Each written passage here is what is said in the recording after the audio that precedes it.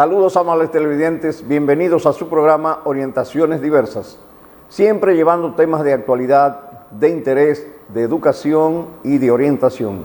Hoy tenemos un tema muy interesante, vamos a hablar sobre los delitos fiscales y tenemos un invitado especial que es el licenciado Leandro Taveras, quien es abogado y es especialista en asuntos tributarios y fiscales. Pero antes vamos al segmento de orientaciones y consejos viales. Vamos a hablar hoy sobre las señales de los semáforos, fundamentalmente la señal roja.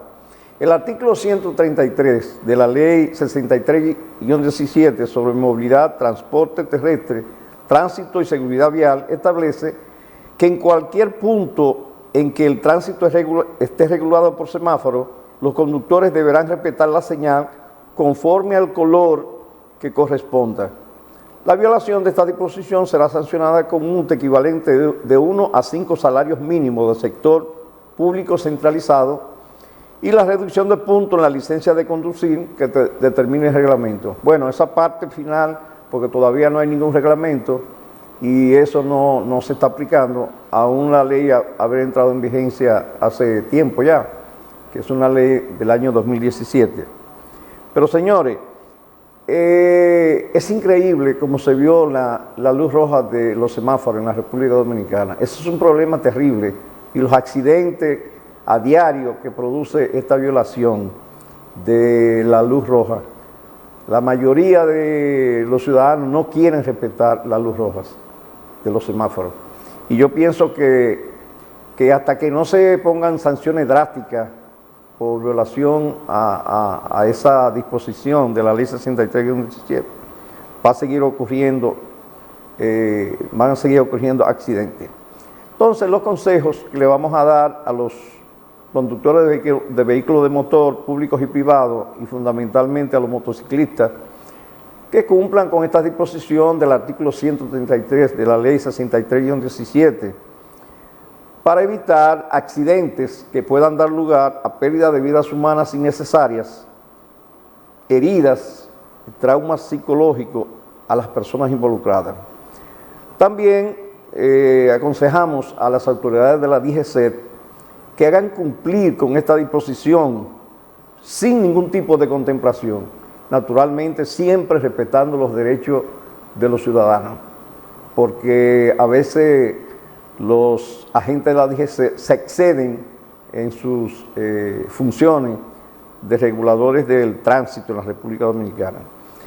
Y también le vamos a dar un consejo a los legisladores, que en esta semana vi que un legislador, que precisamente fue el que sometió el proyecto de la Ley 63-17, que ahora está proponiendo una reducción en las multas, y es todo lo contrario.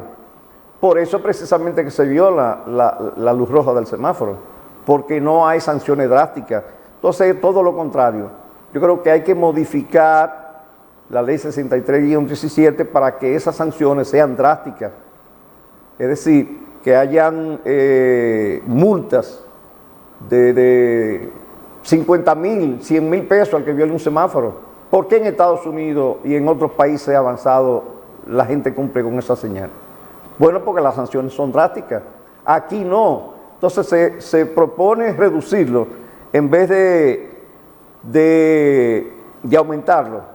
Yo pienso que cuando hay un accidente por haberse violado una luz roja, esta persona tiene que ser sometida penalmente. Si hay heridos, por intento de homicidio. Y si hay muerte, entonces por homicidio. Y homicidio voluntario, porque usted se mete en un semáforo en rojo y usted sabe que está rojo. No puede decir que no, que yo no vi que estaba rojo, porque la luz roja se ve a larga distancia. Vamos ahora a los comentarios. Miren, el joven estadounidense Joshua Steven River, involucrado en la desaparición de la turista de 20 años, de nacionalidad norteamericana, descendiente de la India, hindú, salió del país junto a su padre después que la Embajada de los Estados Unidos, de la República Dominicana, les pidiera un pasaporte de urgencia.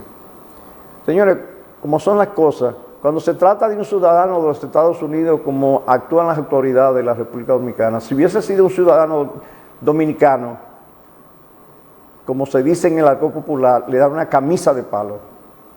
A ese señor, a ese joven, nunca se vio esposado. Si es un dominicano, le esposan y le dan golpe para que hable. A ese señor no se le puso un dedo. Es decir, que cuando se trata de un ciudadano de los Estados Unidos, no se puede tocar ni con el pétalo de una rosa. Entonces, no puede ser así, porque todo el mundo tiene que ser tratado con la misma vara. No puede haber discriminación. Entonces, yo pienso que independientemente de que él sea inocente o no, lo que sea, pero el trato ha sido un trato privilegiado. O sea que el último que estuvo con esa joven fue él. Entonces él es el testigo clave para saber qué fue lo que pasó con esa joven. Y el segundo comentario es: la producción de billetes y monedas en la República Dominicana está a cargo de empresas internacionales especializadas, seleccionadas a través de licitaciones organizadas por el Banco Central de la República Dominicana. Nosotros pensábamos que los billetes, las monedas, eran fabricados en la República Dominicana, pero no es así. Los billetes que reemplazarán a la ser emitida en el año 2023 serán fabricados en Alemania. Los países que participan en la licitación del Banco Central de la República Dominicana son Chile, España, Finlandia, Polonia, Francia, Canadá, Países Bajos, Reino Unido, Eslovaquia y Alemania. Es decir, que esos 10 países son los que participan en la licitación para imprimir los billetes y las monedas en la República Dominicana. Hacemos una pausa y de inmediato regresamos con el tema de la semana.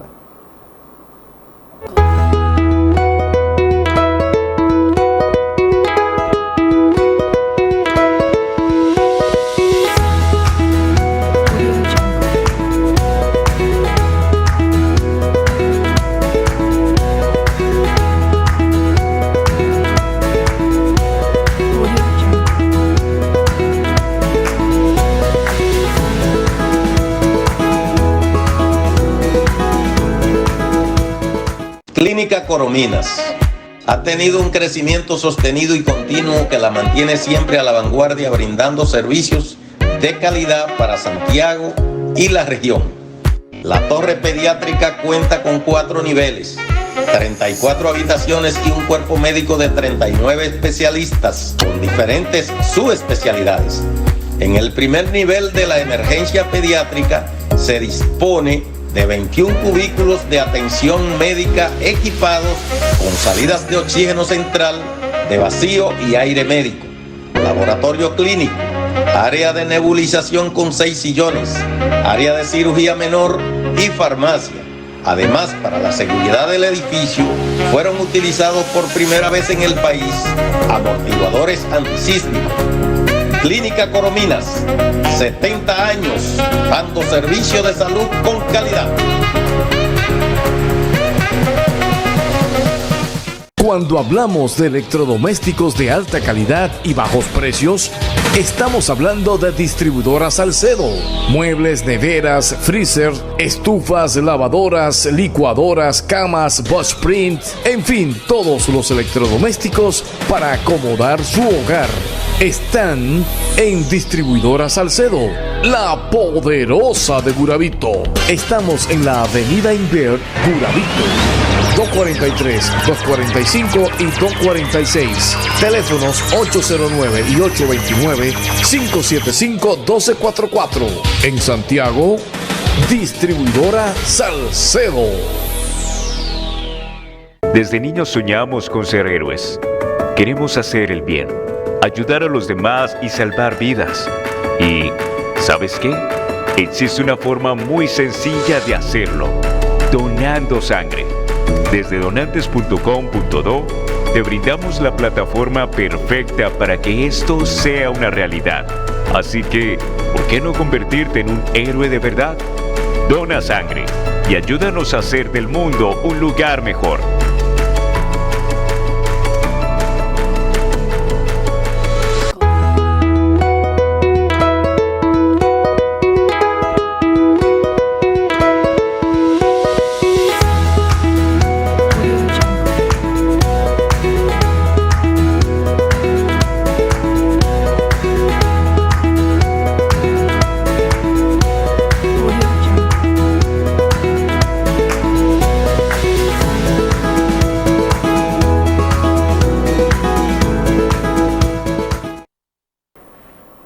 Estamos de nuevo con ustedes en su programa Orientaciones Diversas.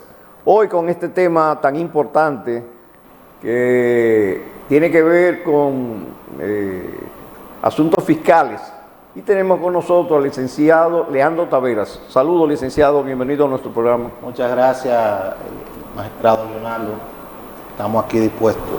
Saludos, Alberto de Jesús. Saludos, magistrado Mirabal, un placer de verlo de nuevo y bienvenido a Leandro Taveras, que ha hecho un sacrificio de venir de Santo Domingo a estar con nosotros, compartir tantas informaciones importantes, teniendo compromiso en Santo Domingo y salir corriendo y estar a tiempo, porque también da clase de maestría de este tipo de herramientas que hoy vamos a darnos un filete de informaciones para nosotros y para los amigos televidentes. Sí, porque hay mucha ignorancia, mucho desconocimiento de lo que son los delitos fiscales. O sea, la gente a veces hace las cosas pensando que no hay ninguna consecuencia y resulta que se mete en un lío, como decimos en Dominicana, sí, que no encuentra cómo salir. Nos gustaría, Leandro, que tú le expliques a los televidentes y a nosotros también, porque no sabemos de eso,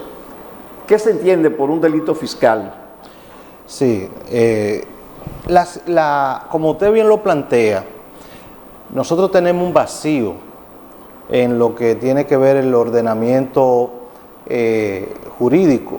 Nosotros tenemos un vacío porque tenemos una ley que va a cumplir la edad de Cristo, 33 años, que es el Código Tributario, la Ley 1192. Y esa Ley 1192 que nos rige es la que contiene los ilícitos fiscales. Y dentro de esa ley es donde está definida la conducta que son aquellas tipificadas y calificadas como delito. Un delito no es más que una conducta típica, antijurídica y culpable de naturaleza penal tributaria que rebosa la frontera de lo que tiene que ver el derecho tributario a través de manifestaciones de dolo y en ocasiones violando el umbral que establece el legislador para tales fines y que se tipifica como tal, tendente a inducir a error en la determinación de los tributos la cuantía que debe de pagar. O sea que se emplea maniobra fraudulenta, se emplea ocultación, que son elementos del tipo base, y la reina del tipo, como yo le llamo, que es la defraudación tributaria.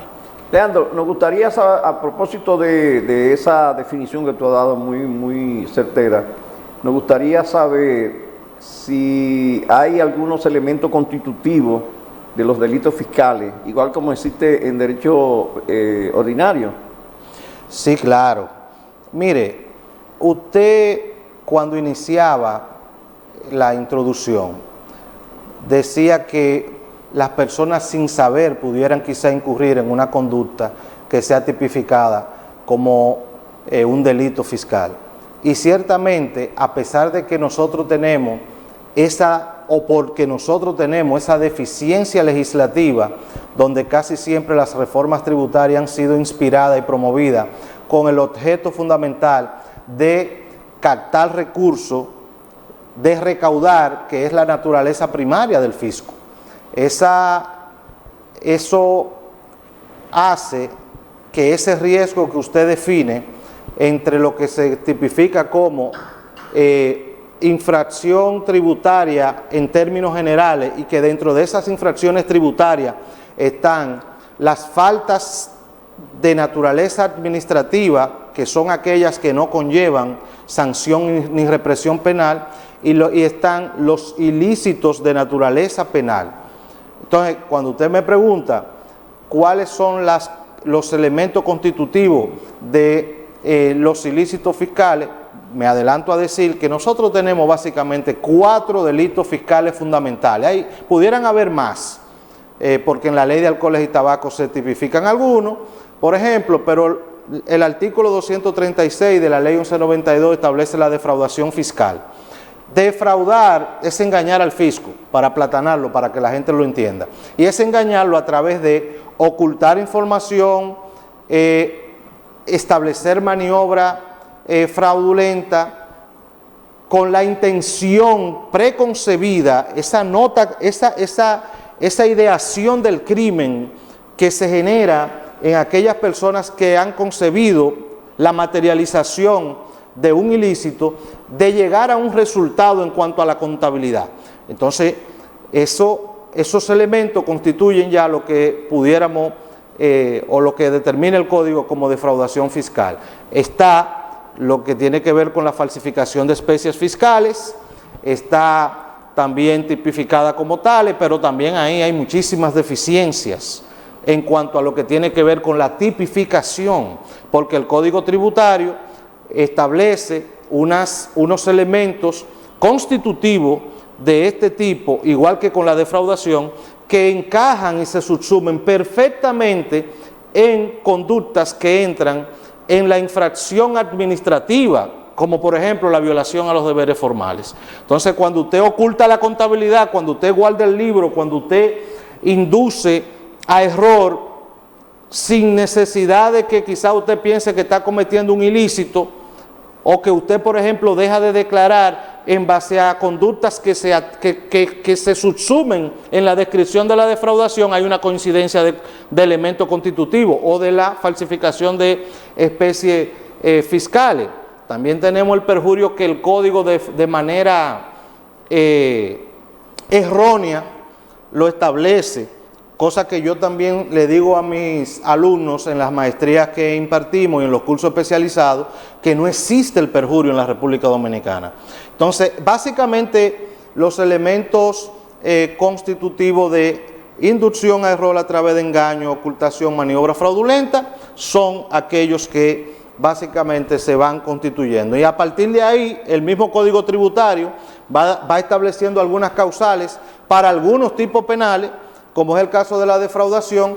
Te habla de la doble contabilidad, te habla de la ocultación de los libros, etcétera. Entonces, partiendo de ello, tenemos un cóctel medio confuso que al final usted no sabe qué toma como causal constitutiva del elemento fundamental tipo para la tipificación, valga la redundancia. Esto quizás se escucha muy técnico, pero en términos ya de lo que es aplatanándolo, podemos decir que el hecho de que la ley no sea muy clara, porque después de 1992, magistrado, usted sabe que hemos tenido ¿cuántas reformas? La principal reforma fue en el 94, sí, que se inició con la reforma judicial, que conllevó un conjunto, una modificación constitucional, que conllevó un cambio en todas las legislaciones prácticamente. Y nosotros a nivel tributario seguimos con las mismas leyes. Pero básicamente, no quiero que se nos quede esta parte, el peligro fundamental de los ilícitos fiscales, dándole respuesta a esa advertencia que usted decía de que me puedo meter en un problema sin darme cuenta, es que la falta y la carencia y el déficit legislativo a nivel de actualización de una norma que incluya todos los elementos del tipo de manera clara, hacen que la ausencia de garantía pervierta el orden y la seguridad jurídica de los contribuyentes. Y ante una administración que tiene como finalidad básicamente recaudar, esa finalidad que tiene la administración de recaudar y esas ansias constantes y sistemáticas de llegar a metas mes por mes a los fines de cumplir con el presupuesto proyectado, entonces hace que ciertamente se vulneren los derechos fundamentales, porque ¿qué ha hecho la administración? Tipifica con conductas ordinarias. Conductas ordinarias, me refiero, que va y busca los tipos penales en el Código Penal de 1884.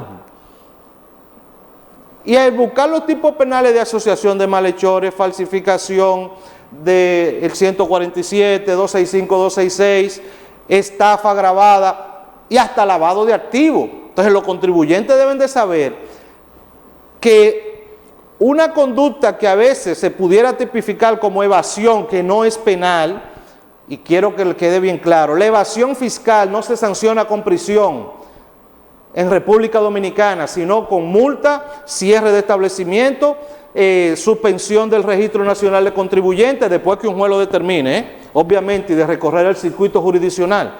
Entonces, una persona que encaja dentro de la evasión, al haber una frontera tan fina entre la evasión fiscal y la defraudación fiscal, porque lo que lo separa es el dolo, y el dolo es lo que el fiscal pudiera quizá entender, o la administración tributaria como actor civil y querellante, que se traduce en una conducta dolosa.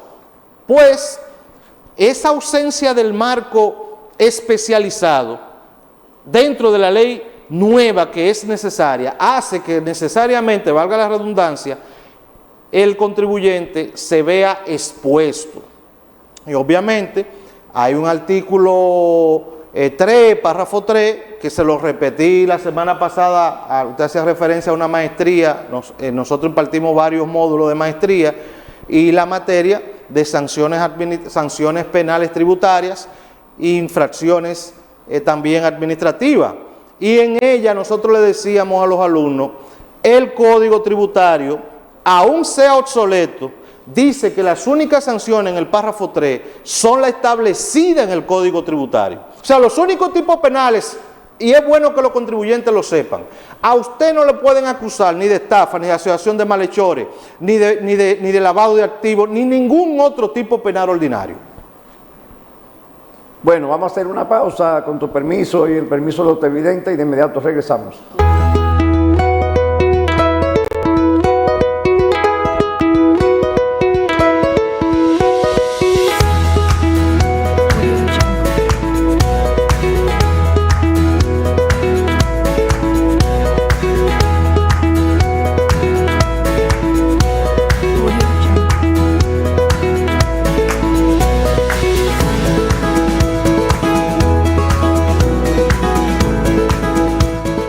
Clínica Corominas ha tenido un crecimiento sostenido y continuo que la mantiene siempre a la vanguardia, brindando servicios de calidad para Santiago y la región.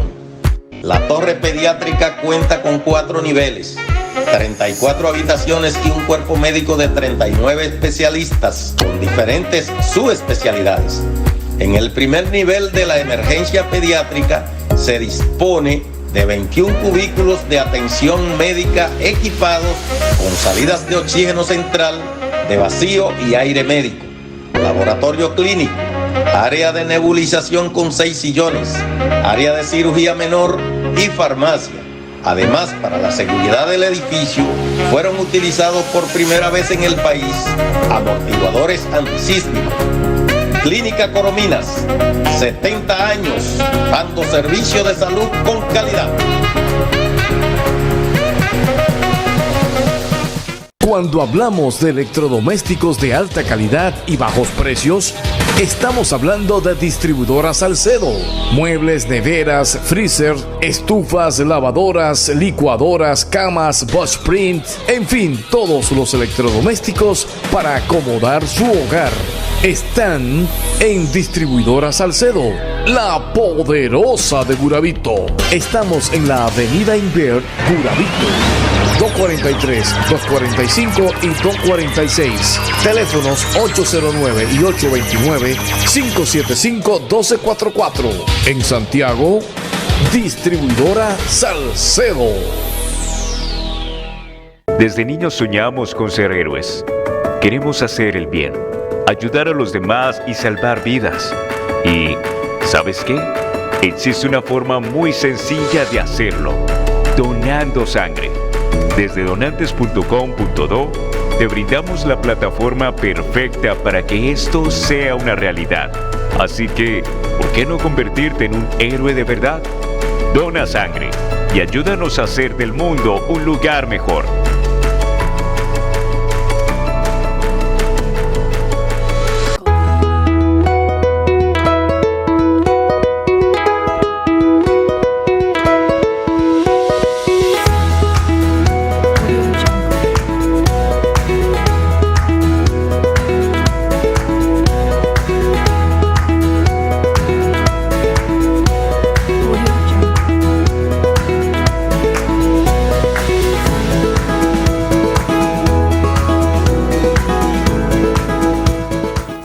Estamos de nuevo con ustedes en su programa Orientaciones Diversas, con este tema tan interesante sobre los delitos fiscales.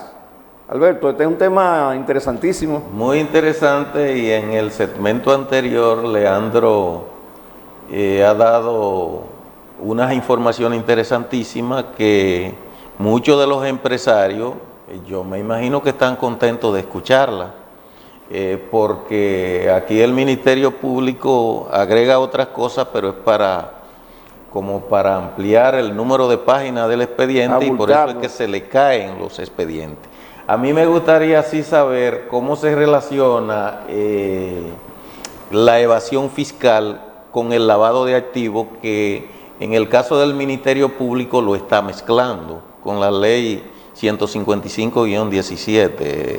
Sí, no es la evasión, es la defraudación, porque la evasión no tiene consecuencias penales, la evasión solamente es administrativa, pero es normal porque la gente se ha acostumbrado ya, incluyendo nosotros mismos los abogados, a llamarle evasión al delito de manera cotidiana.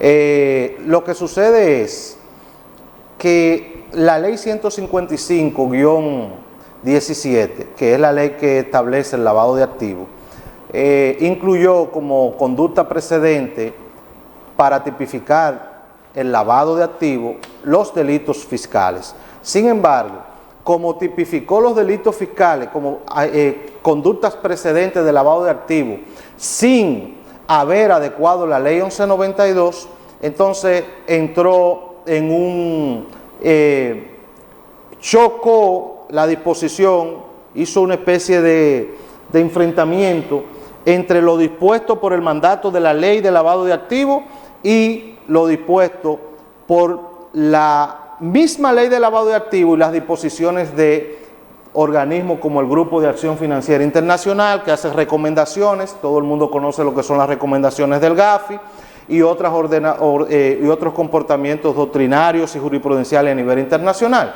¿Y a qué me refiero? Que la pena máxima para el lavado de activos para los delitos fiscales en República Dominicana es de 2 años, exceptuando el tema de los delitos de alcoholes, que vino con una ley especial. Pero básicamente en lo que tiene que ver con la defraudación, que es lo que se conoce, fuera del sector alcohol y tabaco, tenemos 2 años como pena máxima. Al tener 2 años como la sanción máxima, pero que conste que empiece en 6 días, quiere decir que desde el conocimiento de la medida de coerción, si se suspende 2 veces, ya estamos en cese de medida de coerción. Pero es si hay agravante prácticamente que se debería de imponer la pena máxima de 2 años.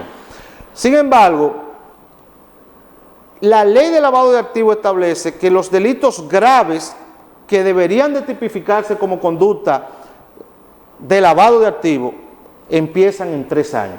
Quiere decir que al estar en un umbral repulsivo de 2 años, no entra ni en la categorización de peligrosidad que fue para lo que fue concebido, valga la redundancia, la ley de lavado. Es para enfrentar la criminalidad organizada y transnacional. No es para un tema que un señor se robó un pollo y que porque se robó el pollo lo vendió, un gallo, perdón, lo vendió más para adelante en 100,000 pesos, porque era un gallo de pelea, de calidad, y entonces ya ese dinero se compró un motor y eso es lavado de activos. No, estamos hablando que en la filosofía que concibió la política a nivel global contra el lavado de activos está el tema de terrorismo, criminalidad transnacional y organizada. Entonces, el delito fiscal, al no llegar al umbral de peligrosidad, porque hasta en la estructura napoleónica, 2 años no es un delito que entra dentro de lo que son delitos, crímenes y delitos calificados como tales y graves, como un homicidio, por ejemplo. Entonces usted entiende que no entra dentro de lo que es ese concierto de peligrosidad. Y la Suprema Corte de Justicia ha dado 2 decisiones importantes. Dio una decisión en diciembre del año 2022, donde participó una abogada muy buena, excelente, una abogada brillante, en un caso que no tenía que ver con ilícitos fiscales, pero que sí la Suprema refirió. Era un caso simplemente de derecho penal y de lavado de activos, y ahí se estableció, la doctora Ingrid Algo me refiero, se estableció que la conducta no podía rebosar, que no rebosaran los 3 años, no debían tipificarse como lavado. ¿Y usted sabe en dónde fue ratificada esa sentencia? y ratificada nuevamente, reiterada nuevamente, ahora en la última sentencia del caso de Brecht. En la última sentencia del caso de Brecht se recoge parte de esa sentencia, de esa jurisprudencia, donde se establece que para asumir el concepto de criminalidad organizada y considerar los delitos precedentes de lavado de activos debe de superar el umbral de los 3 años. Entonces no hay lavado de activos, señores empresarios y contribuyentes en sentido general, no lo puede haber hasta tanto no se modifique la ley. Y así lo ha dicho nuestra Corte Suprema de Justicia, y yo lo vengo diciendo desde hace más de 15 años, que no hay lavado de activos por ese tipo, desde la ley 7202. Leandro, nos gustaría que tú nos dijeras, porque me llama la atención con relación al procedimiento que se establece para este tipo de delitos fiscales, si se utiliza el Código Procesal Penal o la misma ley establece procedimientos. Es que ahí tenemos también una dicotomía. La mayoría de los sistemas organizados o tienen un código que incluye dentro del derecho tributario salas especializadas que conocen la materia penal tributario y tributario a la vez, o tenemos jueces especializados. Pero la digregación forma parte, que es lo que nosotros tenemos, de precisamente la inseguridad jurídica que pervierte, vuelvo y repito, las garantías y los derechos de los contribuyentes. Entonces, nosotros tenemos que el mismo Código Tributario dispone, los ilícitos fiscales son los que solamente están contenidos en nuestra ley, pero el procedimiento es a través del Código Procesal Penal.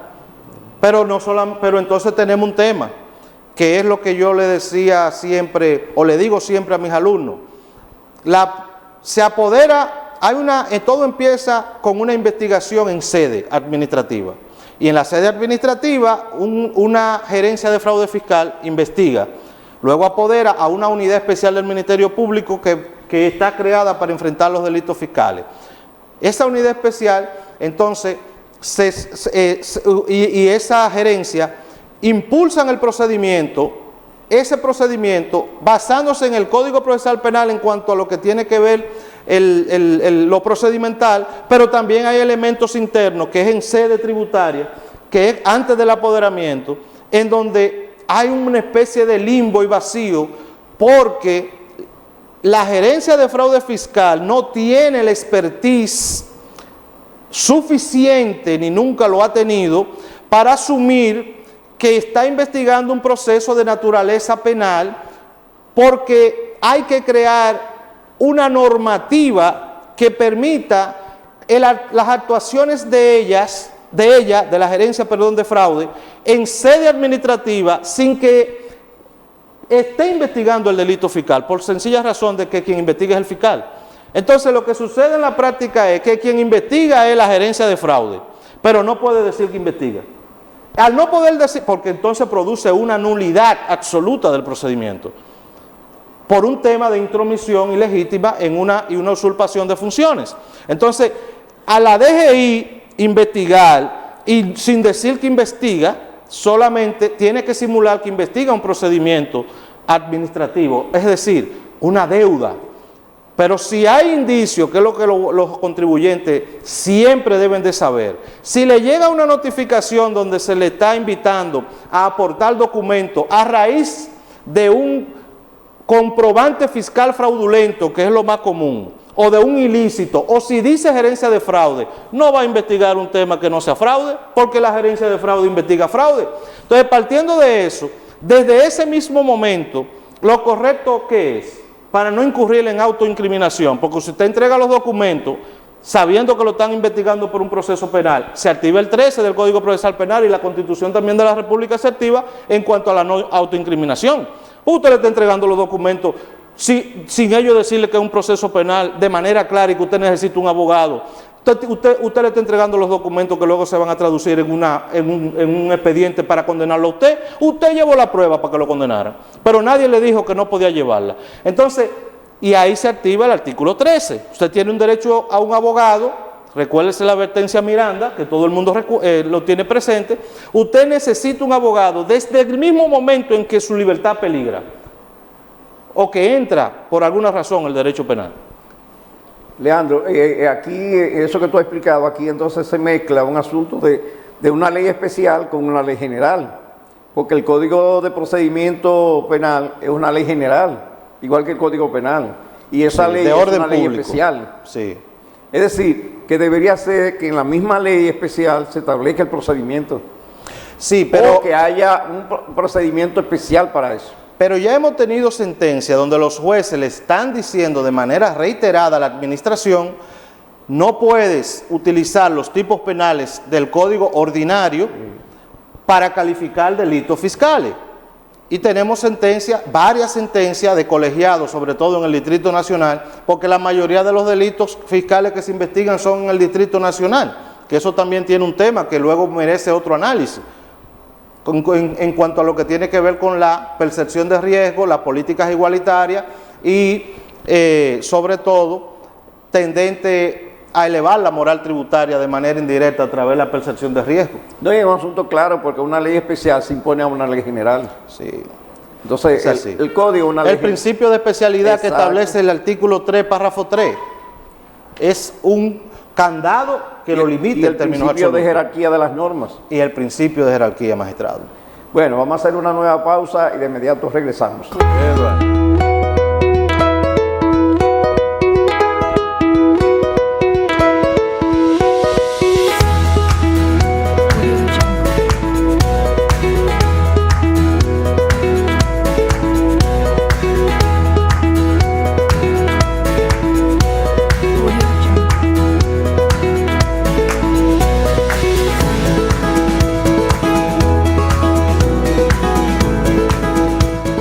Clínica Corominas ha tenido un crecimiento sostenido y continuo que la mantiene siempre a la vanguardia, brindando servicios de calidad para Santiago y la región. La torre pediátrica cuenta con 4 niveles, 34 habitaciones y un cuerpo médico de 39 especialistas con diferentes subespecialidades. En el primer nivel de la emergencia pediátrica se dispone de 21 cubículos de atención médica equipados con salidas de oxígeno central, de vacío y aire médico, laboratorio clínico, área de nebulización con 6 sillones, área de cirugía menor y farmacia. Además, para la seguridad del edificio, fueron utilizados por primera vez en el país amortiguadores antisísmicos.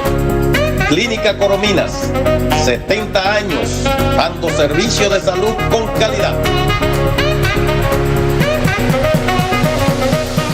Cuando hablamos de electrodomésticos de alta calidad y bajos precios, estamos hablando de Distribuidora Salcedo.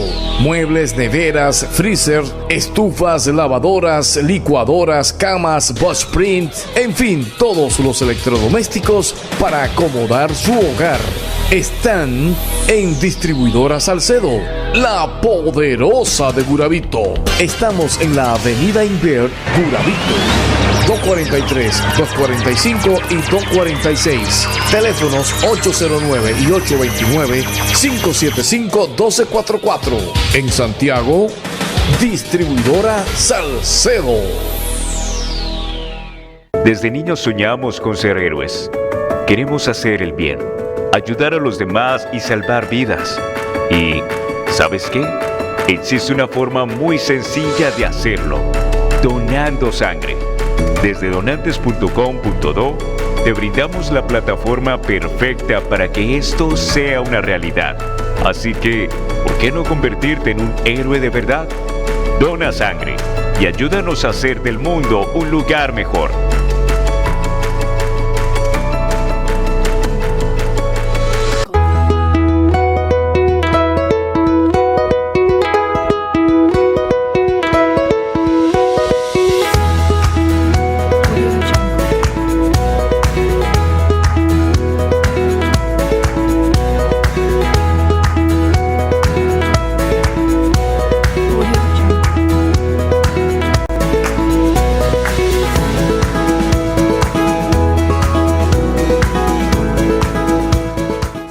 Estamos de nuevo con ustedes en su programa Orientaciones Diversas, hoy con este tema tan interesante sobre los delitos fiscales. Nos estamos dando un banquete con este tema aquí.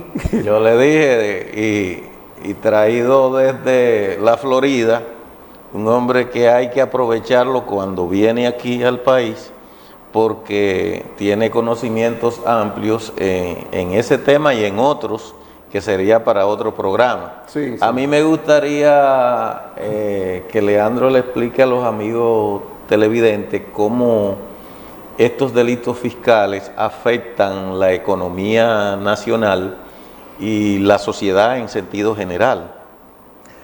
El derecho penal, en sentido general, no tiene finalidad recaudatoria. La persecución, las políticas de persecución en sentido general, tienen como norte mantener lo que es la seguridad y el equilibrio del Estado, mantener los resortes intactos, la columna, las estructuras que sostienen los principios y valores de un Estado. Entonces, cuando se quiere transformar las políticas de persecución criminal en materia de ilícitos fiscales con el objetivo de recaudar y se transforma, lamentablemente hay una difusión y una degradación de lo que tiene que ver la legitimidad institucional. Y lo digo porque en República Dominicana hemos visto en los últimos años una merma en las investigaciones de delitos fiscales, porque quizás no han preparado los equipos, las estructuras, los medios, no han trabajado Ministerio Público y DGI de manera mancomunada y una serie de actuaciones que hay que hacer para que las persecuciones sean exitosas. Por eso es que las persecuciones se caen. Las persecuciones y las acusaciones formuladas por el fisco, que han mermado bastante, producto, entiendo yo, de los resultados jurisdiccionales que no son favorables en materia penal tributaria, es precisamente porque se hace necesario agotar unas etapas diferentes a la que nosotros, yo trabajé en la administración tributaria hasta el año 2016 cuando renuncié, persiguiendo ilícitos fiscales, y se sentaron la base. La primera sentencia por ilícitos fiscales se consiguió en el año 2009, que fue un proceso en la provincia de Santo Domingo por contra unos funcionarios de la administración que alteraban el tema de las placas en el puerto multimodal Caucedo y defraudaban al fisco con millones y millones de pesos. Y hubo condena definitiva de 5 años. Pero hubo un proceso donde nosotros participamos, primero estableciendo los modelos de investigaciones, la forma de investigar. Incurrimos, obviamente, como estábamos construyéndolo, en algunos errores que debían de ser fortalecidos en el camino en cuanto a lo que tiene que ver con lo procedimental. Organizamos cursos en la Escuela de la Judicatura para que los jueces pudieran entender en qué consistían los delitos fiscales y las políticas de persecución y cuál era el rol de cada uno. Pero luego de eso, es necesario agotar, porque ya se ha pasado, de 10 puntos se ha pasado del punto 1 al punto 6. Pero los últimos 4 escalones o puntos son fundamentales. Entonces, el Estado pierde millones y millones. Yo quiero que ustedes sepan que el caso de Al Capone, que todo el mundo conoce como uno de los más trascendentes a nivel de persecuciones fiscales, no es tan trascendente en términos cuantitativos. Sin embargo, el mensaje que se envía con algunos procesos, con algunas leyendas de evasores consuetudinarios que nosotros tenemos en el país, históricos. A veces es más importante mandar un mensaje independientemente del quantum y no pensar tanto en cuánto voy a recaudar. Porque si yo pienso más en lo que voy a recaudar con un delito fiscal, estoy perdiendo de norte que el Estado siempre debe intentar, a través de las persecuciones, garantizar la fidelidad a la norma, al orden y a los principios del Estado. Entonces, yo creo que lo que pierde el Estado, pudiéramos cuantificarlo. Hay datos a nivel global del monto de las defraudaciones, pero en República Dominicana te puedo decir, por ejemplo, que evasión, no defraudación, sino evasión, el ITEVI anda aproximadamente por un 44% de evasión fiscal de los contribuyentes y la renta anda por un 55 aproximadamente por ciento. Si nosotros debemos de tomar en cuenta y hacer una proyección en base a un ejercicio lógico y razonable de que de ese 55 de renta vamos a tomar un 10%, un 15% que sea defraudación. Entonces pudiéramos estar hablando de una cantidad considerable de contribuyentes que están incurriendo en ello. Pero también hay que informar, don Rafael, hay que informar. El IRS en Estados Unidos, y yo estoy tomando capacitaciones en el sistema tributario estadounidense, ahora que estoy allá en la Florida, el IRS tiene una campaña sistemática masiva explicando cómo son los modelos de estafas tributarias, de qué hay que cuidarse, acompañando a los contribuyentes, una unidad que defiende a los contribuyentes. El IRS tiene un conjunto de voluntarios que lo ayuda a todos los contribuyentes a hacer las declaraciones. Miles y miles de voluntarios acuden en estos periodos de ahora a ayudar a los contribuyentes. O sea, el sistema que he considerado como el más radical y el más drástico del mundo tiene una serie de flexibilidades que nosotros no la tenemos. Nosotros tenemos una unidad de defensa de los contribuyentes que fue creada por la misma DGI. ¿Cómo puede funcionar una unidad tratando de imitar el modelo de México, que es prácticamente una procuraduría, es la Procuraduría de Defensa de los Derechos del Contribuyente en México? O sea, usted tiene una situación y el Estado le pone un abogado a nivel fiscal. El mismo Estado, aquí tenemos quisieron hacer algo y lo hacen mal hecho, porque realmente es un fiasco. Usted no ha visto ni orientaciones, ni formaciones, ni difusiones, ni acompañamiento, y entonces depende del órgano que la mayoría de las veces es contra quien se está peleando. Entonces, ¿cómo puede el mismo órgano, dónde está la independencia, la autonomía y la descentralización en términos absolutos para que funcione?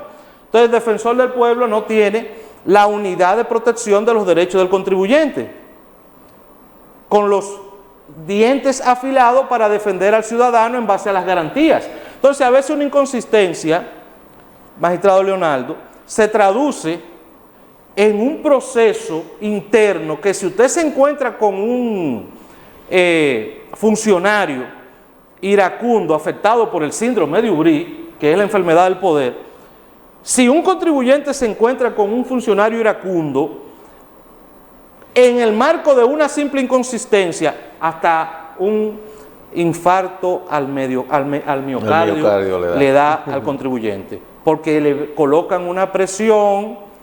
Son muy decentes. Tengo que decir que en esta administración ha habido mejoras en el tratamiento de los contribuyentes.